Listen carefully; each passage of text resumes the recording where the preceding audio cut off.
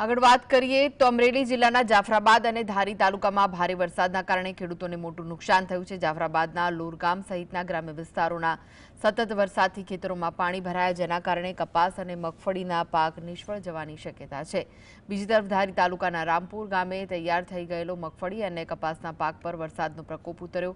ખેડૂતોનું કહેવું છે કે મોંઘા બિયારણ, દવા અને મજૂરીનો ખર્ચો કર્યા બાદ તૈયાર થયેલો પાક બગડી ગયો। ખેડૂતોએ તાત્કાલિક સર્વે કરીને યોગ્ય સહાય આપવાની માંગ કરી।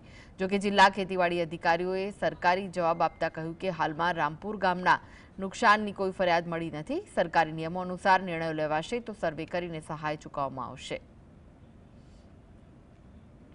પૂરી વરસાદ બહુ આવેલો છે, 3 દિવસ વરસાદના હિસાબે કોઈ બધું દાણા બધું તણાઈને વીવી ગયું છે। અત્યારે કોઈ વસ્તુ ઘાસ સારો રહ્યો નથી। મુખ્ય માગણી શું આપની? અમારી મુખ્ય માગણી તો એવી છે કે સરકાર પાસે થોડીક અમને આમાં ગમે એ ટેકારૂપી દે। વરસાદને લીધે તો સિંગ તો બધી ભરલી જ ગઈ છે, બરાબર। આમાં કાંઈ વધે એમ નથી કોઈ ખેડૂતને, અને અમારા આખા ગામમાં નુકસાન છે। વરસાદ રવિવારે જે વર્યો ને એ ભયજનક વર્યો, 50-60 કિલોમીટરની ઝડપે પવન ફૂંકાણો અને પાથરા બધું વીખી નાખ્યું ને માંડવી બધી બગડી ગઈ। હવે શું માગણી છે? વરસાદથી 60% નુકસાન છે। સરકાર કોઈ કિસાન સહાય યોજના છે ને સર્વે કરાવે, અને જો કાંઈ મળતું હોય ને આવતું હોય તો અપાવી શકે તો થાય।